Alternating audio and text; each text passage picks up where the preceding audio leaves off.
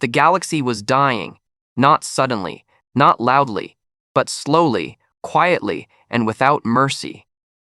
Once bright star systems burned in silence, great suns dimmed behind clouds of ash and debris, trade routes that once carried life, culture, and hope now echoed with nothing but static. Communication beacons blinked endlessly, unanswered. Entire species vanished, not defeated in battle, not conquered, just gone. The ancient empires felt it first. They had ruled the galaxy for tens of thousands of years. Their fleets were legends. Their laws shaped civilizations. Their names alone once stopped wars before they began. Now, those same empires were breaking. Their fleets returned damaged if they returned at all. Their borders shrank every cycle. Worlds that once paid tribute now sent only distress signals, followed by silence. The enemies were everywhere. They came as endless fleets that never retreated. They came as living weapons that felt no fear or pain. They came as machines that did not tire, did not hesitate, and did not stop. Every battle followed the same pattern. The defenders fought. They held their ground. They lost ships. Then they lost worlds. In the end, there were only two outcomes: retreat or extinction. Hope did not vanish all at once. It faded slowly, piece by piece, until no one noticed when it was finally gone. The emergency council meeting was called in secret. The Grand Council chamber floated above a dying blue star, its light weak and unstable. The chamber was vast, designed to inspire awe and confidence. Today, it felt cold and hollow. Leaders from the last surviving powers gathered in silence. Warriors with scarred armor. Elders with fading life signs. Beings who had ruled galaxies, now afraid to speak. No one argued. No one blamed. They all knew why they were here. A massive hologram filled the center of the chamber. It showed a map of known space, or what remained of it. Large sections were dark, entire regions marked as lost. A commander finally broke the silence. "It is time," he said quietly. Another leader nodded slowly. "There is no reason to delay the truth." The words hung heavy in the air.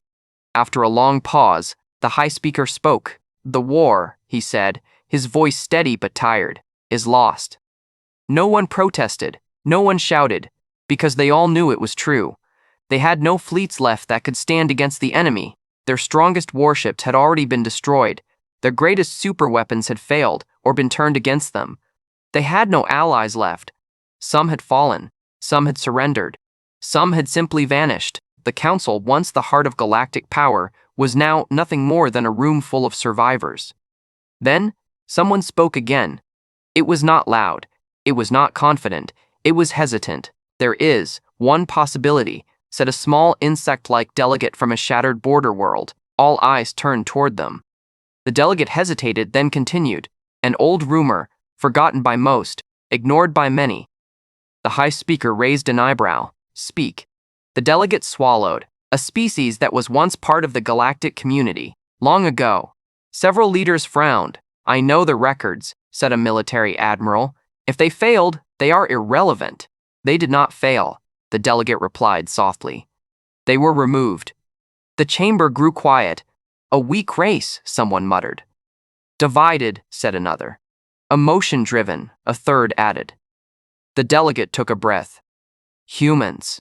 The word echoed through the chamber. Silence followed. No laughter, no anger, just stillness. Old records appeared on the hologram. Humanity.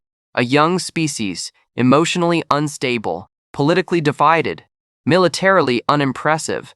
They were never a major power. They never dominated space. They never built massive empires. They lost wars. They lost colonies. They lost influence. Centuries ago, they were pushed out of known space. Official records said humanity collapsed. Unofficial records said something else. "They are gone," one leader said bitterly. "Dead, scattered, or destroyed." Another shook his head slowly. "No," he said. "They vanished." The hologram shifted. Beyond known space, beyond mapped stars, beyond safe travel lanes. A region labeled in ancient warnings. "The endless dark. No species survives there," the admiral said. "It is empty for a reason." Or, the quiet leader replied, "It is empty because something learned how to live there." The idea sent unease through the chamber. Humans did not conquer space the way others did. They adapted. They endured. They survived things that should have broken them. The high speaker closed his eyes for a moment. Then he spoke. "We have no fleets," he said. "No weapons. No future." He looked around the chamber. "We will send a signal." Several leaders reacted. A request for aid? A call for alliance? The high speaker shook his head. "No. This will not be a request." The signal was prepared. It contained no coordinates for attack, no demands, no promises. It was a confession, a simple message sent into the dark. "We failed. The galaxy is dying. There is nothing left to save." The signal was launched. It vanished into the endless dark. The council did not wait. They did not watch, because they did not expect an answer. Hope was already gone. They believed they were speaking to ghosts. Far beyond the edge of known space, the endless dark waited. It was not empty, it was silent. No stars shone brightly there. Light struggled to travel. Old navigation systems failed. Even long-range sensors refused to look too deeply into it. That was why no one expected anything to answer. But something did. An ancient listening station woke up. It was older than most empires. Built by a forgotten civilization, it floated alone in the dark, powered by systems that should have stopped working long ago. For centuries, it had heard nothing. Then, one indicator light turned on. At first, it was dismissed as a fault. Ancient machines often behaved strangely near the endless dark. But the light did not fade. More systems activated. The station adjusted its position. Its sensors focused deeper, pushing past safety limits that no modern system would dare cross. A signal was forming. Not alien, not machine, human. The data traveled through layers of old relay networks, jumping from forgotten beacon to forgotten beacon. Most of those networks were no longer monitored, until the message reached a system that still listened. Earth. But Earth was no longer what the galaxy remembered. Humanity had changed. After being pushed out of known space, humans did not fight to return. They did not demand justice. They did not beg for allies. They disappeared. In exile, humanity learned silence. Earth became quiet. Cities grew deeper underground. Space stations moved into shadowed orbits. Human ships were redesigned for darkness instead of open war. They studied. They adapted. They prepared. When the signal arrived, it did not trigger alarms. It triggered protocols. Lights activated in a command chamber deep beneath Earth's surface. Walls filled with data streams that had been dormant for generations. Human officers gathered without panic. No shouting. No confusion. A single line appeared on the central screen. Origin, unknown. Signal type, desperation. Transmission, a technician frowned. This signal, it passed through the endless dark. The room grew quiet. "That shouldn't be possible," another officer said. The signal was decoded. Alien languages, multiple species, fragments of council identifiers long believed destroyed. Then the message played. Not a demand, not a threat. A confession. "The galaxy is dying. We failed. We have nothing left." The final line was short. "This is not a request for help." The recording ended. Silence filled the chamber. Human leaders entered the room. They were older, calmer, marked by years of survival instead of conquest. The human commander watched the screen carefully. "How much time do they have?" he asked. A strategist analyzed the data. "Months, maybe weeks, at most." No one reacted. No one celebrated. No one argued. The commander nodded slowly. "Begin preparations." Across human space, quiet movement began. Shipyards that had not opened in decades unlocked their gates. Massive structures unfolded from hidden orbits.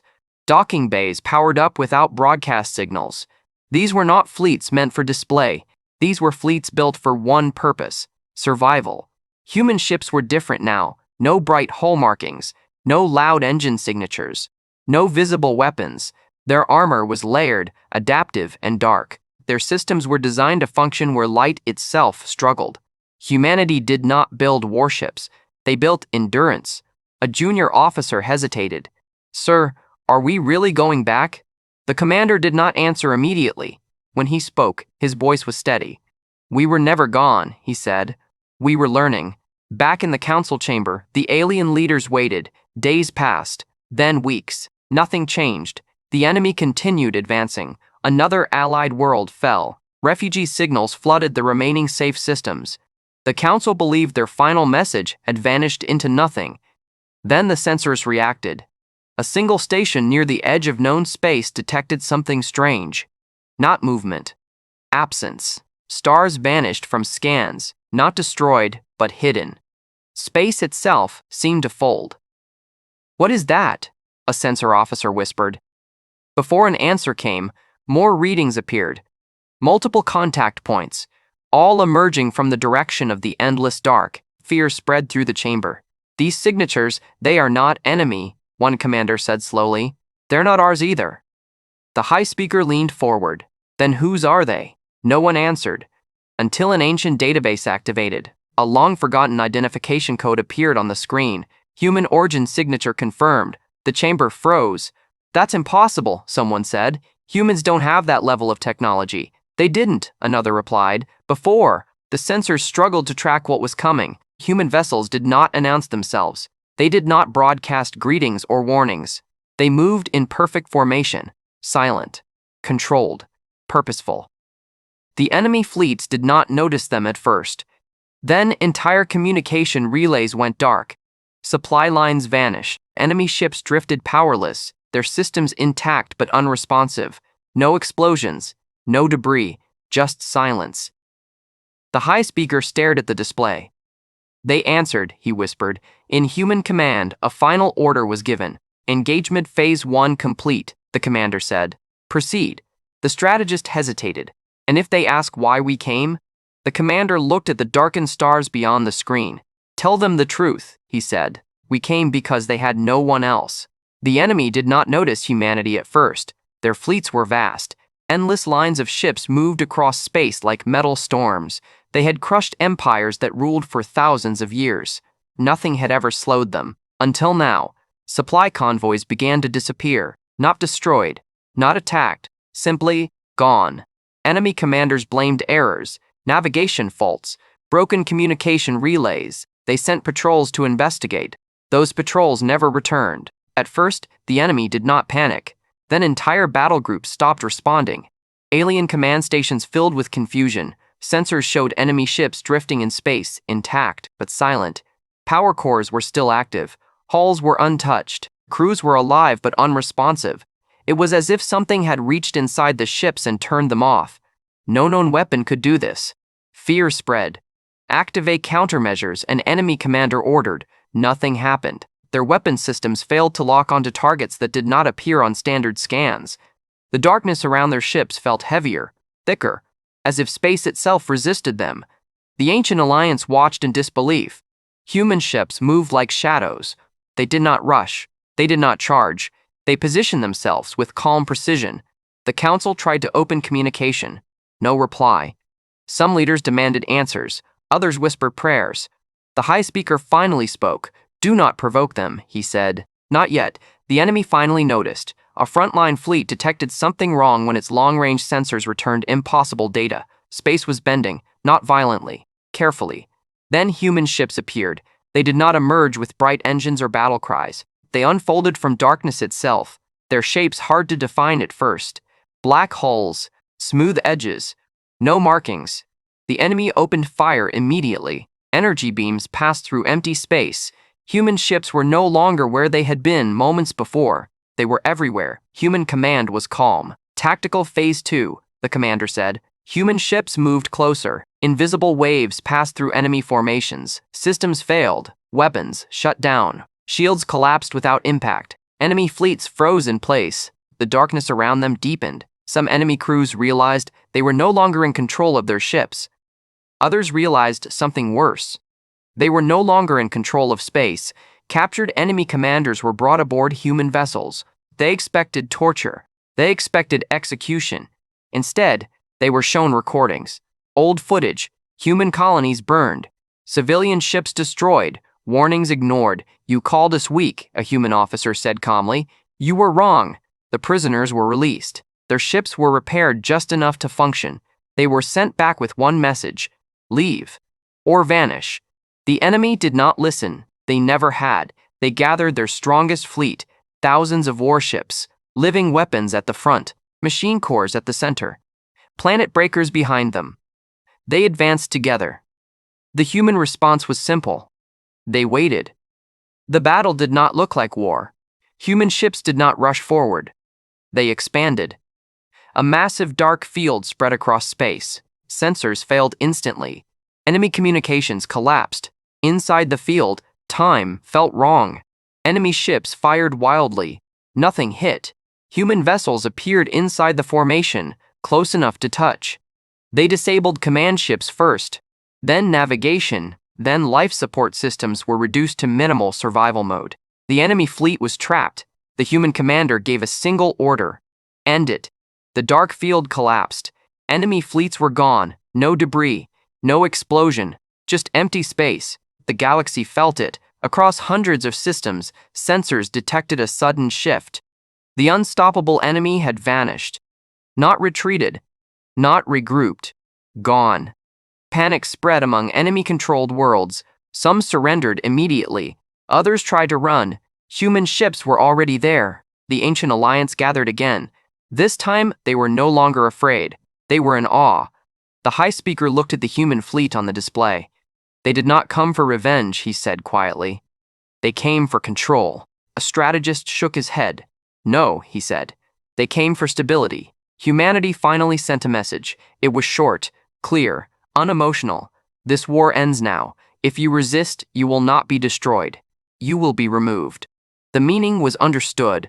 Across the galaxy, enemy forces surrendered. Some tried to fight. They became warnings. Human ships did not chase survivors. They secured borders, protected refugee worlds, restored communication lines. Humanity did not claim territory. They claimed responsibility. In human command, a junior officer asked, "Why help them?" The commander looked at the stars. "Because we remember what it means to be alone," he said. The galaxy did not celebrate. It watched. Worlds that once cheered destruction now stayed silent. News channels stopped broadcasting victories and began sharing warnings. Old military songs were replaced with evacuation orders. The enemy was no longer advancing. It was retreating. Everywhere. Enemy leaders gathered in hidden command worlds. These were beings who had never known fear. They were born into war, shaped by conquest, and raised to believe the galaxy belonged to them. Now their maps were useless. Entire fleets had vanished without battle. Systems under their control went dark overnight. Communication lines failed, then returned with only one message, repeating again and again, "Leave." Some commanders laughed. "This is a trick," they said. "No species controls space itself."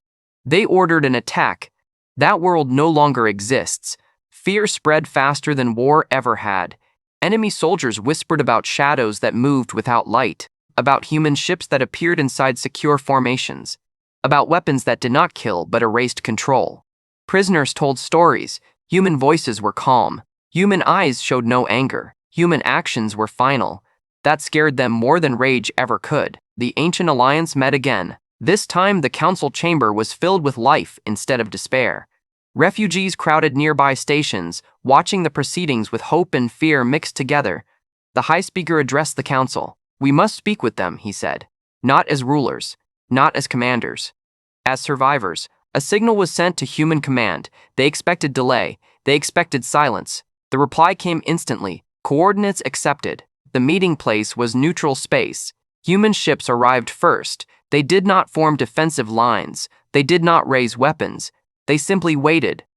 The Alliance delegation arrived slowly, cautiously. When the human vessel opened, the leaders were surprised. No grand hall, no throne, no intimidation, just a quiet room. The human commander stood alone. "You have questions," he said. The High Speaker bowed slightly. "We have fear." The commander nodded. "Good. Fear keeps you alive." One leader spoke quickly. "Why stop them? Why help us?" The commander looked at the stars beyond the window. "Because the enemy does not build," he said. "They consume. If they win, nothing survives. And if you win?" another asked. The commander turned back. "Then the galaxy lives." The enemy made one final mistake. They launched a weapon, not against humanity, against civilians, a refugee world. No defenses, no warning. The human response was immediate. No message, no demand. Human ships appeared around the enemy capital, not attacking, watching. Every system shut down at once. Power grids, defense networks, orbital stations. The entire world froze. The human commander transmitted one sentence. "This ends now." The enemy leader begged for mercy, for time, for survival. The commander replied calmly, "You chose extinction." The capital world was not destroyed. It was emptied. Every military asset removed. Every command structure erased. Every leader taken. The world was left intact, powerless, alive. The galaxy understood the message. Surrender was no longer weakness. It was survival. One by one, enemy-controlled systems lowered shields and opened communication channels. Human ships arrived. They did not occupy. They stabilized. They restored life support systems, repaired stations, delivered food and medical aid. Some aliens cried. Some knelt. Humans did neither. In the weeks that followed, the war collapsed. Not with a final battle, with a quiet ending. The enemy had no fleets left to fight with, no leaders left to command, no systems left to control. They were not destroyed, they were contained. A young alien on a refugee station watched human ships depart. He asked his guardian, "Are they gods?" The guardian shook her head. "No," she said, "they are worse." The child looked afraid. She corrected herself. "They are better." In human command, officers reviewed the galaxy. Stability was returning. Trade routes reopened. Refugees went home. Stars shone again. A junior officer asked, "Will they fear us forever?" The commander paused. "No," he said. "They will remember us." The war ended without celebration. There were no parades, no victory songs, no great speeches broadcast across the stars. Instead, there was silence, and for the first time in a very long time, that silence felt safe. Across the galaxy, damaged worlds began to breathe again. Emergency lights were replaced with real sunlight. Broken stations were repaired. Refugee ships returned home slowly, carefully, as if afraid the peace might disappear if they moved too fast. Human ships were everywhere, but they did not stay. They arrived, repaired, and left. They reopened trade routes that had been dead for generations. They reconnected communication networks that once carried only fear. They stabilized stars pushed too hard by ancient weapons. Humanity did not take control. They restored balance. The ancient alliance watched closely. They had expected humans to claim power, to demand territory, to become rulers. But humans did none of that. When alien leaders offered titles, humans refused. When they offered tribute, humans declined. "We didn't come to rule," the human commander said calmly. "We came to end the war." On a shattered border world, a human medical team worked among alien civilians. The aliens were cautious at first. They remembered the stories. They remembered how humans were described long ago. Emotional, unstable, dangerous. But the humans were patient. They treated wounds without asking names. They shared food without demanding thanks. They listened. One alien elder finally asked a human medic, "Why do you help us?" The medic paused. "Because someone helped us once," she said. The elder frowned. "Who?" The medic smiled sadly. "Each other." In the council chamber, the high speaker stood before a new gathering. This time, the room was full. Species once thought extinct now sat among the living. Representatives from worlds that had surrendered and worlds that had been saved shared the same space. Hope had returned. But it was careful. The high speaker spoke slowly. "The galaxy owes humanity a debt that cannot be repaid." The human commander, standing nearby, shook his head. "No," he said. "We owe the galaxy responsibility." The room grew quiet. "You pushed us away," the commander continued. "You feared us. You erased us. You erased us. We survived. But survival taught us something." He looked around the chamber. Power without restraint destroys everything. Humanity proposed something new. Not an empire. Not a council of rulers. A watch. Human fleets would patrol the borders of known space, not to control, not to tax, to warn, to protect, to ensure that no force like the enemy ever rose again. Some leaders hesitated. "Why trust you?" one asked. The commander answered without anger, "You don't have to, but you will." On a small station orbiting a recovering star, a group of alien children watched human ships depart. One child asked, "Will they come back?" An older one replied, "They always do. Are they watching us?" "Yes." "From where?" The older child pointed toward the dark beyond the stars. "From the endless dark." Back on Earth, human leaders gathered quietly. The planet was alive again, not crowded, not loud, balanced. Humanity had learned restraint in exile. The commander stood before a window looking out into space. A junior officer approached. "The galaxy is stabilizing," she said. "Trade is recovering. Refugees are settling." The commander nodded. "And the enemy?" "Contained. Monitored. No signs of resistance." The commander turned. "Good." The officer hesitated. "Do you think they will ever stop fearing us?" The commander thought for a moment. "Fear fades," he said. "Memory lasts." Far away, on a once-enemy world, now under observation, a former commander stood beneath a dark sky. He remembered the moment human ships surrounded his capital, the calm voices, the final certainty. He had ruled through terror. Humanity ruled through control and restraint. That difference haunted him. The galaxy slowly returned to life. But it was not the same galaxy as before. It was quieter, more careful, more aware. Old myths were rewritten. Children learned new stories, not of gods, not of monsters, but of a species that vanished into darkness and returned with the power to end everything, yet chose not to.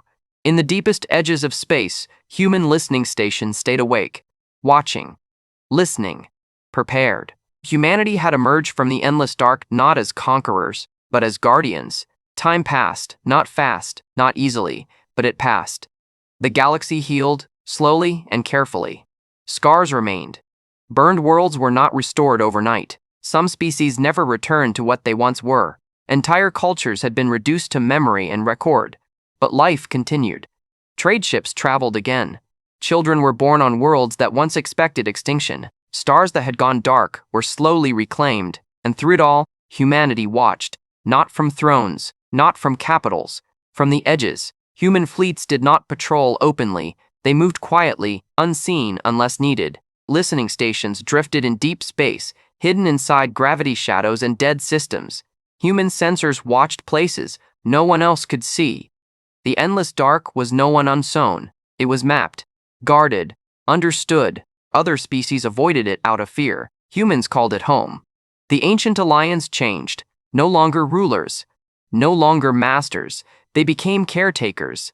With humanity's guidance, new laws were written, not about dominance or expansion, but limits. Rules about weapons, rules about borders, rules about survival. One law was added last. It was simple. Never push a species into extinction. Everyone knew why. On a rebuilt council station, the High Speaker stood before a new generation of leaders. He was old now, his voice weaker, but his words carried weight. "There was a time," he said, "when we believed humans were weak." Soft laughter echoed. "We believed emotion made them dangerous. Division made them fragile." He paused. "We were wrong." The room grew silent. "They were dangerous," he continued, "because they endure.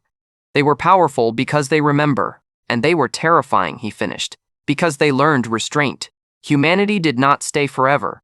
As stability returned, their ships slowly withdrew from known space, not all at once, one by one. Worlds noticed. "Are they leaving?" Some asked. Others feared it. Humanity answered with one message broadcast quietly across the galaxy.